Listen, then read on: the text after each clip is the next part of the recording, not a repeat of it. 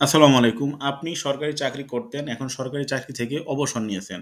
এক্ষেত্রে আপনি ই-পাসপোর্ট করবেন। সেক্ষেত্রে আপনার যে সকল ডকুমেন্টস লাগবে, number 1 PRL order copy, number 2 NID photocopy, number 3 আগের পাসপোর্ট এর মূল কপি যদি থাকে,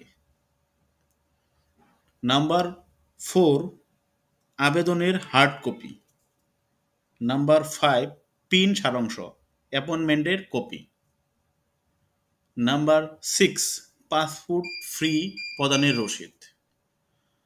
আপনারা যারা চাকরি থেকে অবসর নিছেন তারা যদি এখন ই পাসপোর্ট করেন, এই ডকুমেন্টসগুলো লাগবে, আমি যা স্ক্রিনে দেখিয়ে দিচ্ছি। সুতরাং যারা ই পাসপোর্ট করতে চান চাকরি থেকে অবসর নেওয়ার পরে, অতি দ্রুত এই পাসপোর্টগুলো অ্যারেঞ্জ করে আপনারা ই পাসপোর্টের আবেদন করতে পারেন। তো আমাদের ভিডিও এখানেই শেষ করব। যদি ভিডিওটা ভালো লাগে অবশ্যই সামাজিক কাজে লেগে পড়বেন এবং আমাদের পাশেই থাকবেন। আল্লাহ হাফেজ।